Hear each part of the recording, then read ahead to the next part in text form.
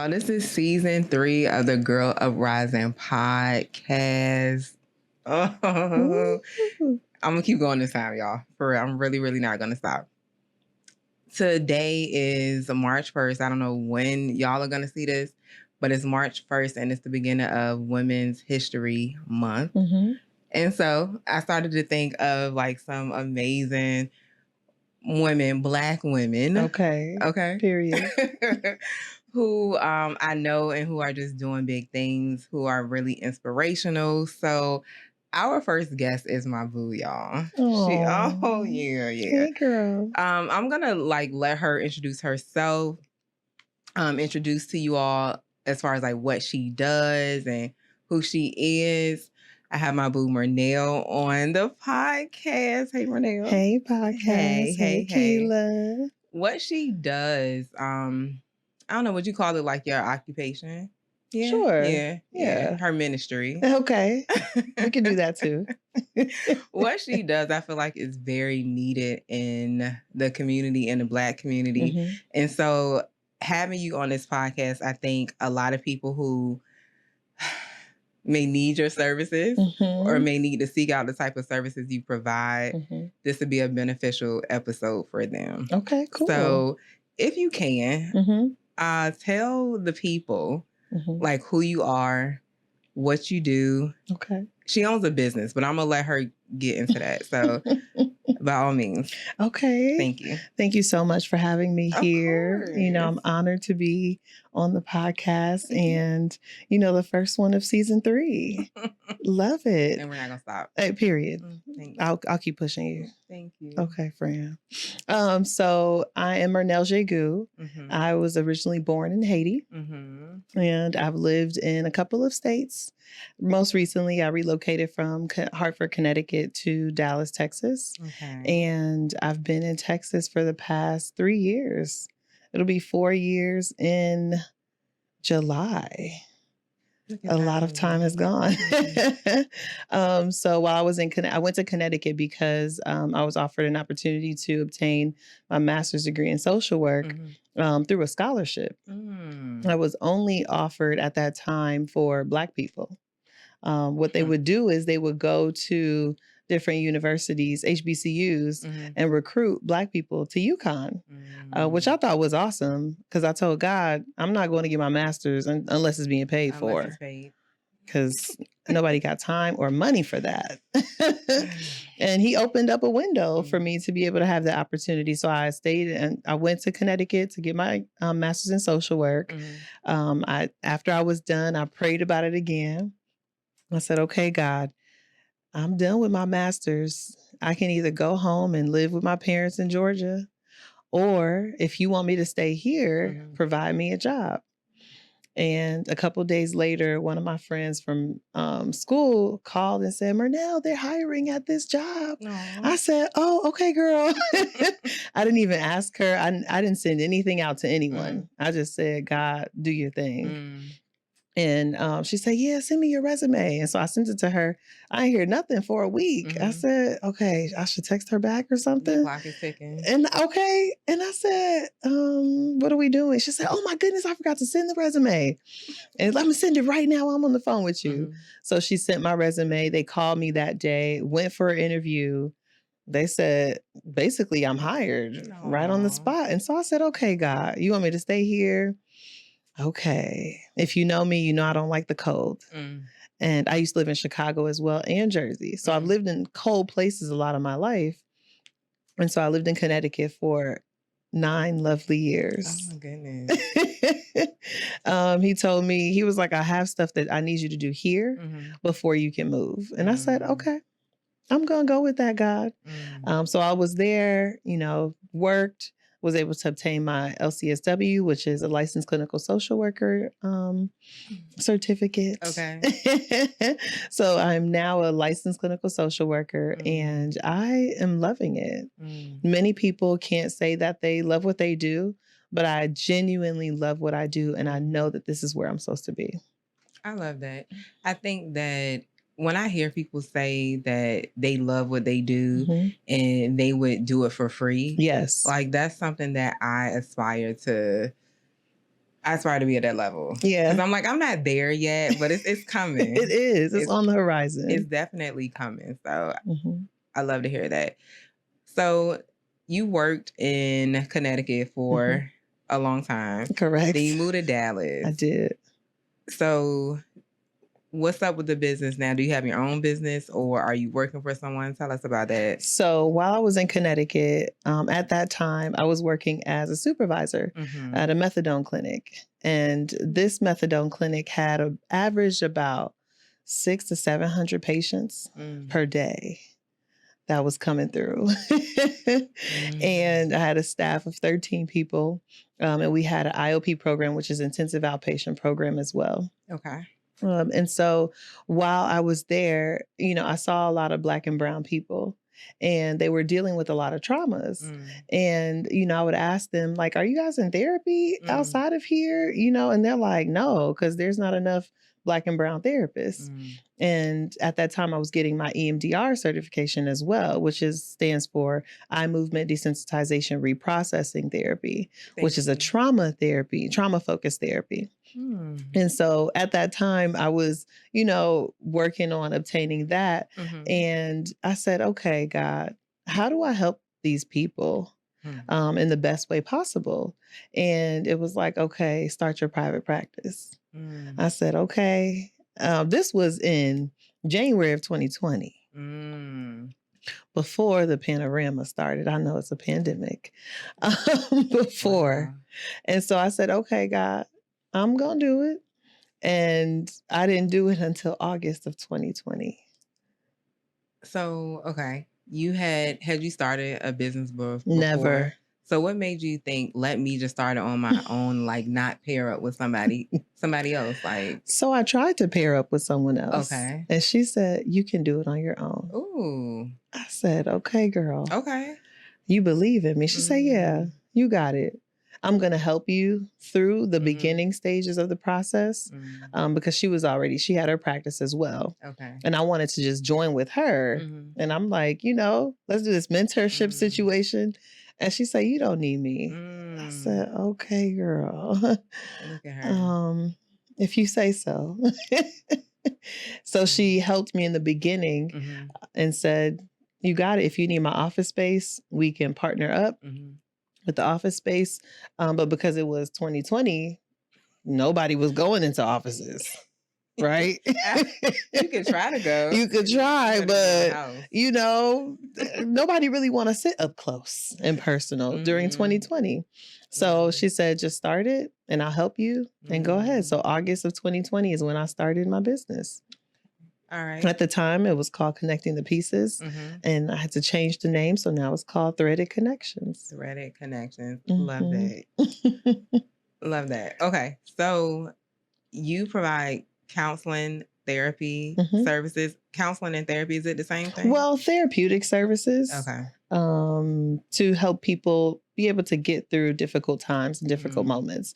So I really only service Black and brown people. Oh. I really do, because our therapy is very different. Yeah. When my clients come on and they have a bonnet on, they're like, I'm so sorry. I'm like, girl, this is a free space. Do your thing. Yeah. That's the benefit of being with someone that understands and that looks like you. And so I started it because there was not enough Black and brown therapists, also not enough Black and brown EMDR therapists. Black people have trauma. So we need to work on that. Okay, so I have to ask this question. Okay, go ahead. So, like, let's say I'm Caucasian. Yeah. And I read your bio and you are credentialed like I want. Yeah. And I'm like, I want to come to you. Would you turn me away? I would. I would. Would you? And I would ask them, what about me said I love that I was going to be the best fit for you? As a Black woman, and you're a white woman looking at me, what made me the best fit for you? You would ask them that. Oh, that's very... Because I want to understand what the rationale is. And sometimes it's because I'm dating someone who's Black or who's brown, who's in that community. And I say, okay, that's fair. They can see me, but it's probably best if you see someone that looks like you, because I'm not here to validate certain things that you're experiencing in that way. I love that. You know, there's enough white therapists. There are enough white therapists. It's hard for me to allow you to take the space of someone who has never had the opportunity or understood what therapy could really do for them. And I also take insurance because I want the Black and brown community to come. I'm not doing out of pocket because, not because I don't deserve it or anything like that, but because I know our community. We would rather go pay $300 for some J's than sit in a therapeutic session and work on ourselves for $300. So if insurance will pay for it, you'll take it. Why not take that opportunity? I love that. I never thought how that would go, because I know when the job that I had a few years ago, if somebody was calling in for counseling or therapy services, one of the questions on this little questionnaire that we used to ask them was do you have any preferences? Yeah. Do you want a woman? Right. Do you want a male? Do you want any race? And so I can't imagine that flip. No, I only serve this community. Yeah. Okay. I like that. There's a benefit in it. It is. There's a benefit. It is. We need to see each other. I definitely only seek out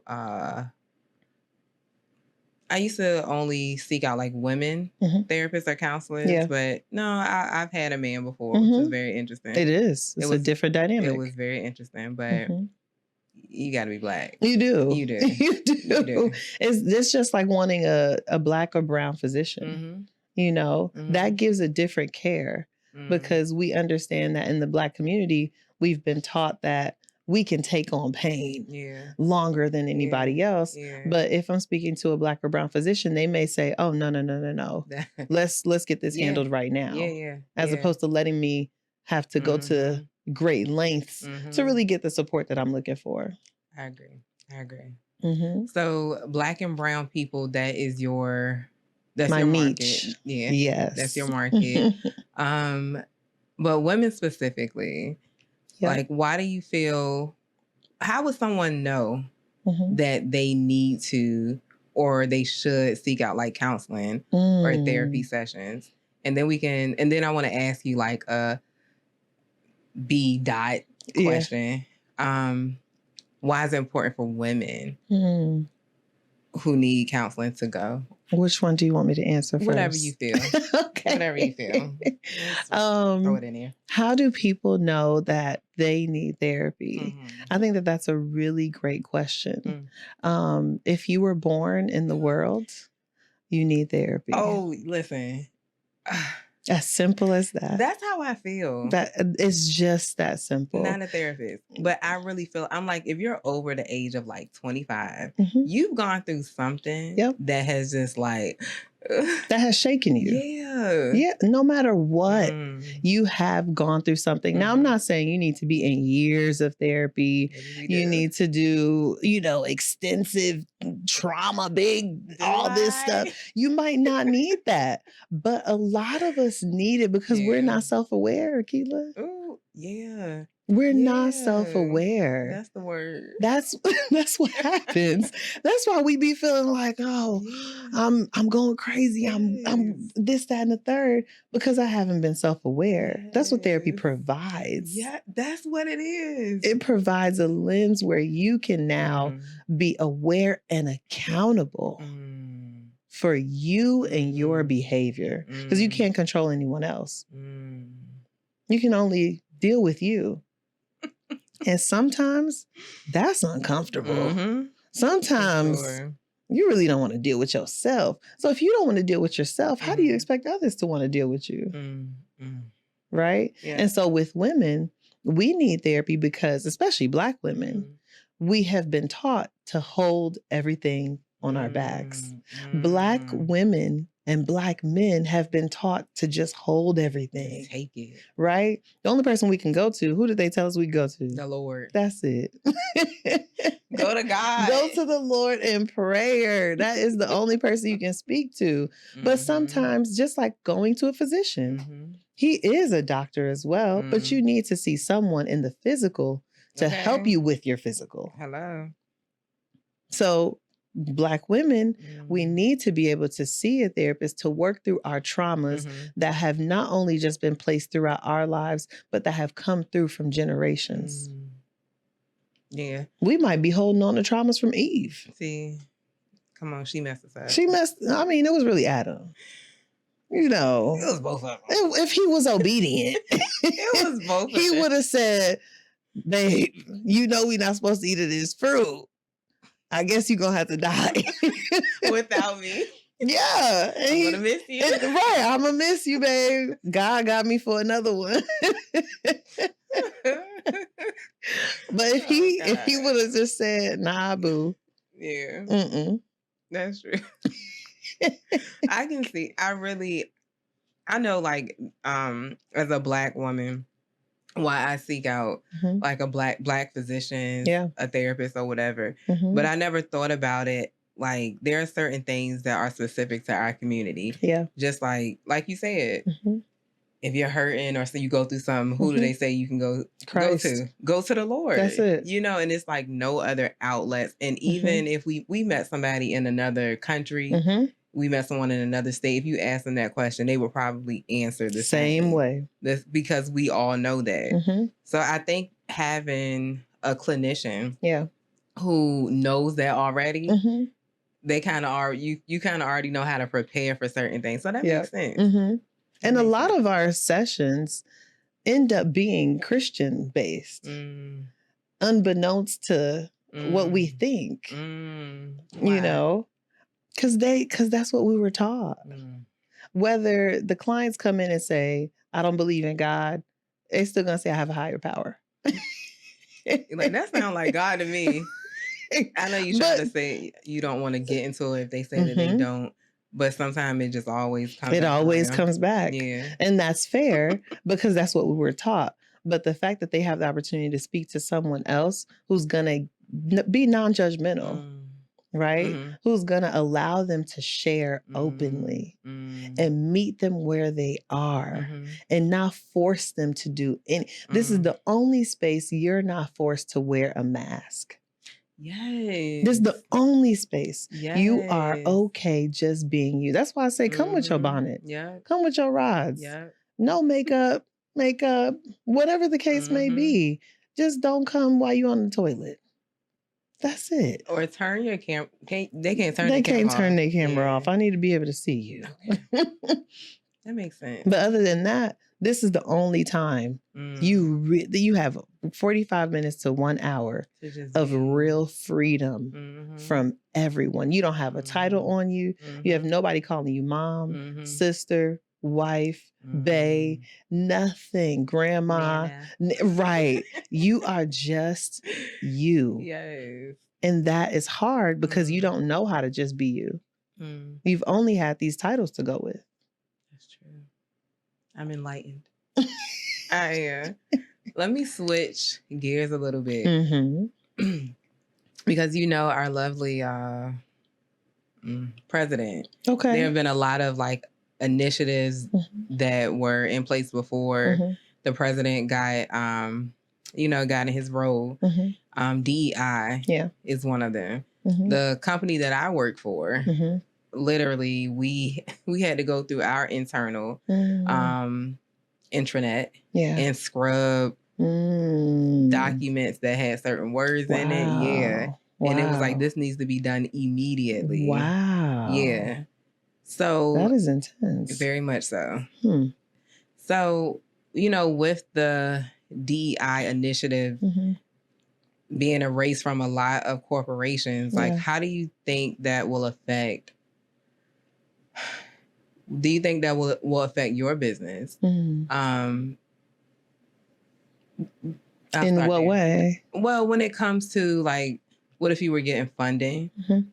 What if there were like clients that like they seek you because you are a woman, you are Black. Do you think you might have to change that from your like website, your social media site? No. I think if anything, I would gain more clients because they would know that they're like, I need a space. Okay. I don't have a safe space at work that I thought was safe. Right? If I thought work was safe, I'm realizing it really isn't. And so now I need to find a safe space. Yeah. Because I don't have diversity, equity, and inclusion. It's just diverse. Is it? With Black and brown people, sure. It's just diverse. I have men, I have women. That's it. But the thing is, I think we forget that diversity, equity, and inclusion is not something that's just based off of race and culture. Yeah. It's based off of diversity needing to be equal and included in. If I am in a wheelchair, you having a wheelchair ramp is a part of diversity, equity, and inclusion. Because I can now come to this facility, right? I don't have to be like, oh, shoot, I can't come to the ice cream shop because there's no way for me to get in there. That's a part of diversity, equity, inclusion. If I am blind, if I am hearing impaired, those are a part of diversity, equity, and inclusion because now I'm not going to say I'm not going to hire you because you're blind. We are making an accommodation for you if you can do the job. That you can do the job. You got the degree. You're well equipped for it. What's to say that you can't do it?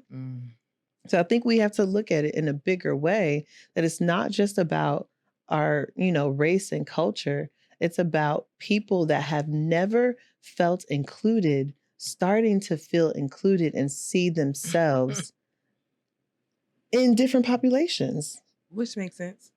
I mean, I thought it was just that simple, but evidently it's not. You should have told the people that. I know. I should have advocated.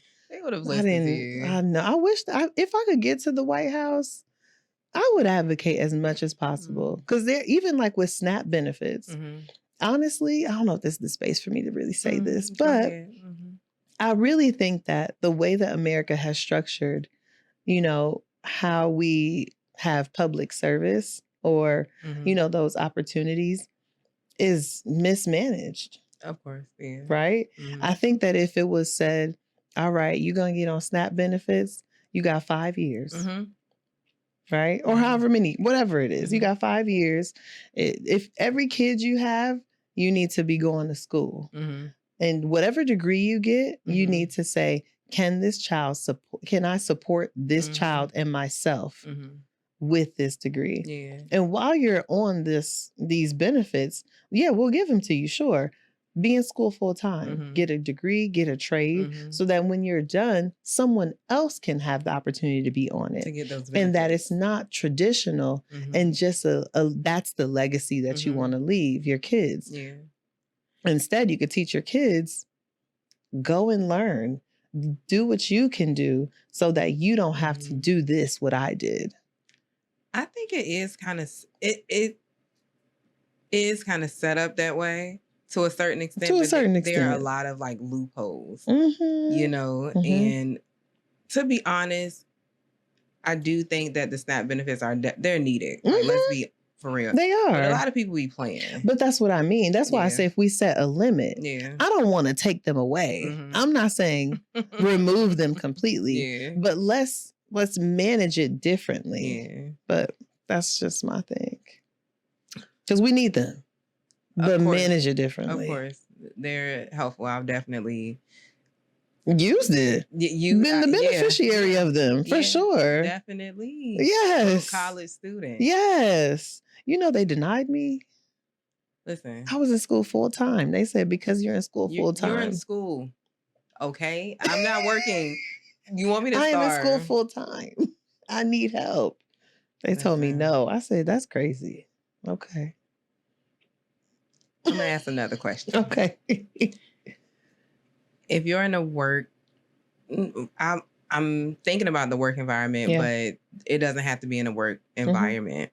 What are some signals or some signs to yourself that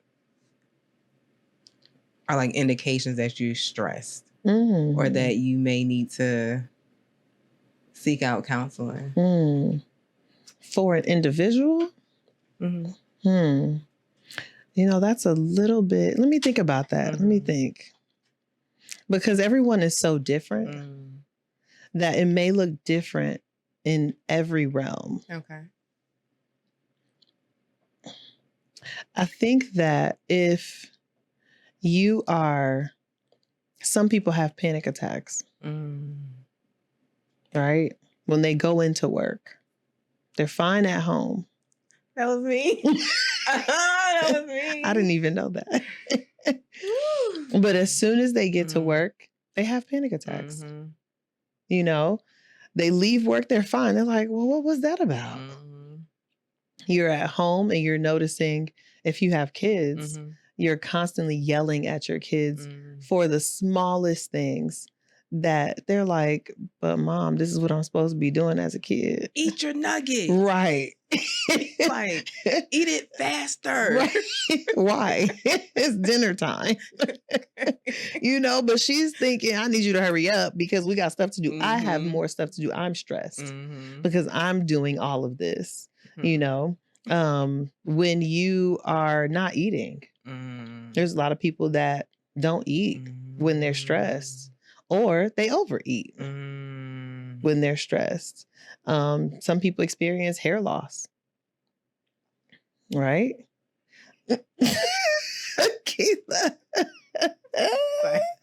Some people do experience that. Some people experience what's the skin? Eczema. Eczema too. Psoriasis. Okay. Yep. Some people do get hives as well. Crying randomly. Not wanting to do things that you used to enjoy doing. There's so many opportunities. Girl Uprising is a nonprofit organization dedicated to empowering our young girls with the confidence, education, and the opportunities that they need to thrive. From mentorship programs to leadership training, Girl Uprising is creating a future where every girl rises to her fullest potential. If you want to be a part of the movement, please visit the website, girluprising.com.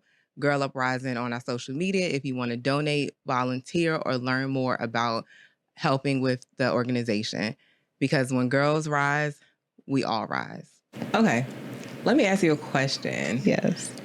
I know you can't go into details or give information on clients, but do you have any like interesting stories about like maybe women coming to see you, or just a story that you want to tell the listeners? I can talk about the common themes. Okay, we'll take that. That have come up in women when they're coming to see me. Okay. Because I can't talk about if they see anybody else, just with me. Just me the best. Period. Kidding. So the theme that I've seen is when it comes to relationships with their significant others, and how sometimes it's unhealthy on both ends. She may be the problem. He may be the problem. And they want to stay with it. And that theme is there because what I've noticed is that women don't know their value. Right? Okay. And this is going to sound controversial, but men don't like peace either. Why do you say that? Why do I say that men don't like peace? Yeah. Because they also stay in situations that are unhealthy for them. And they try to fix that person. And we do the same thing because the whole point is, I don't want to think that I got with someone that's unhealthy for me. I don't want to accept that I may have made a decision that was poor in this way. So let me stick it through as long as I possibly can. Because, I mean, we done been together for 10 years. Sometimes we only been together for 6 months, but it's time that I really can't get back, and on both ends. Right? So that's the common theme that I see in helping them both identify, hey, this is my value and this is what peace looks like. Am I comfortable with that? And because I'm comfortable with chaos. Like, we're all familiar with chaos because a lot of our lives are chaotic. Right? So when we're in a peaceful relationship, when that relationship ain't causing much, we like, ooh, let me self-sabotage. Let me sabotage this thing because let me add a little razzle dazzle. Let me let fleeky seesaw from my girl Gigi. Yeah, let me find something. Oh, okay. To make it messy. Because you said that you've had women and men, and they'll be in a relationship that they don't. It's a toxic situation for sure. Like, they need to break up. Yeah. They don't need to stick it through. No. But how do they know? Like, what are some things that they, or some indicators that you see that it's like, no, you don't need to work on anything else. You need to tell him goodbye and go on about your way. Like, how do you decipher between it's time for me to go and no, this is just something I can work with or we need to work through? I think when you're coming in and you're constantly, and I ask you, well, what do you like about that person? And they can't say anything. Or the things that they like are things that you could really find in anybody. There's nothing that's particular to that person that's adding value to your life. Ooh, that so was deep. When I asked them to think of this question, how much value has this person added to your life since you have been together? Now, I've personally asked that to people that I've dated, and they was like, nothing. What? That they haven't added to me. Okay. But they could tell me how I've added to them. Of course. Right? Yeah. And so I'm like, well, then we're not good for each other. Because if one person is the only person that's giving 100, relationships are 100, 100, not 50, 50. What are we doing together? That's, you know what? And in your definition or your explanation, you didn't mention money. You didn't mention sex or anything. I think that's a really, really, really good question to ask yourself, because a lot of times we just feel like you said, we've been with them for so long that we just need to stick it through. Yeah. And you've never really sat back and said, okay, what am I, how is this benefiting me? Yeah. You may not think that you, like you said, you hold enough value to even ask that question. Right. Because it's not egotistical for you to say, not at all. What is this person pouring into me? What am I pouring into them? And it doesn't have to be always monetary. No, it doesn't. So because I think that's a good question. Like, if I'm with you, I'm thinking that I should be growing and evolving. Thanks. And you're gonna show me things about me that I kind of been straying away from and I'm uncomfortable with addressing. But because you're in a relationship with me and you want to see me do better, you're going to point that out. And I'm going to be like, okay, you're right, babe. Let me go sit in the corner real quick. Yeah. I put baby in the corner. I put myself in the corner to work on that. And I can be better for our relationship. But if we don't want to be accountable as women, because we are difficult when it comes to accountability, then how can anything change and grow and evolve? If men are the only ones that are taking accountability for certain things, how will the relationships be better? Yeah. We got to know that our stuff stinks too. Right. But we don't want to accept that, Akilah. That's one-sided. For sure. I think if you are taking a seat back and you're just like, okay, I was in this relationship, and you really take a look, like, why did it dissolve? Yeah. Dang. Right. It was me. It was likely me. I have had women clients be like, oh, Myrnel, it was me. And they reluctant to say it because I don't want to accept that responsibility in that moment. I really thought it was all him, but it was really me. And that's why I'm a huge advocate for like therapy. Yeah. Because sometimes our friends will see it. They won't tell you. They'll see it. And you like, girl, why didn't you tell me?